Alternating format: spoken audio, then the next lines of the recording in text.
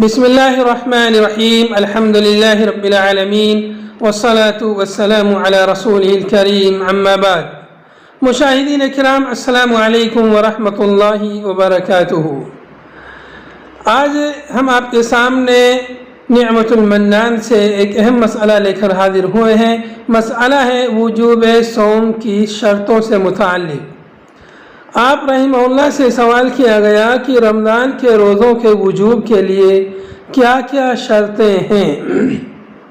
اس سوال کے جواب میں ڈاکٹر فضل الرحمن المدنی رحمہ اللہ نے فرمایا کہ صوم رمضان کے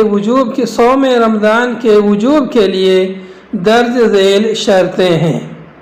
نمبر 1، مسلمان ہونا۔ اس واسطے کسی غیر مسلم کو رمضان کے روزوں کا حکم نہیں دیا جائے گا۔ نمبر 2 شرط ہے عاقل ہونا۔ اسی بنا پر مجنون پر روزے واجب نہیں، کیونکہ وہ مرفوع القلم ہے۔ نمبر 3 شرط ہے بالغ ہونا۔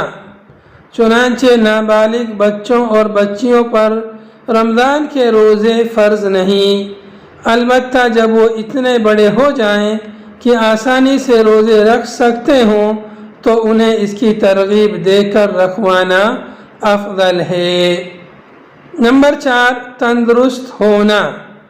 چنانچہ اگر کوئی بیمار ہو اور اس کی بیماری ایسی ہو کہ روزہ رکھنے سے اس میں اضافہ ہو یا شفا میں تاخیر ہو تو اس کے لیے روزہ رکھنا نہ واجب ہے نہ بہتر، بلکہ اس کے لیے بہتر یہ ہے کہ اس وقت روزہ نہ رکھے اور علاج کرائے، اور جب صحت مند ہو جائے تو قضا کرے۔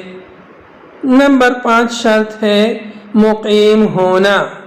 اسی بنا پر مسافر پر حالت سفر میں روزہ رکھنا واجب نہیں، بلکہ اس کے لیے جائز ہے کہ سفر میں روزے نہ رکھے اور گھر آ کر مقیم ہونے کے بعد ان کی قضا کرے۔ نمبر 6 شرط ہے عورتوں کا حیض و نفاس سے پاک ہونا، کیونکہ ایسی حالت میں بالاجماع عورتوں کے لیے روزہ رکھنا جائز نہیں۔ حضرت ابو سعید خدری رضی اللہ عنہ سے روایت ہے کہ رسول اللہ صلی اللہ علیہ وسلم نے فرمایا: الیس اذا حاضت لم تصلی ولم تقم ولم تصم فذلك نقصان دینها، رواہ البخاری۔ کیا ایسا نہیں ہے کہ جب عورت کو حیض آتا ہے تو وہ نہ نماز پڑھتی ہے نہ روزے رکھتی ہے، اور یہ اس کے دین کی کمی ہے۔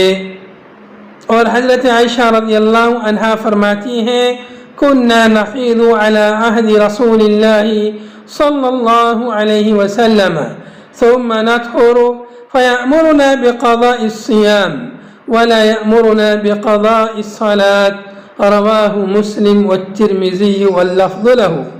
ہمیں عہد نبوی میں حیض آتا تھا، پھر ہم پاک ہوتی تو بعد میں ہمیں روزوں کے قضا کا حکم دیا جاتا تھا اور نماز کی قضا کا حکم نہیں دیا جاتا تھا۔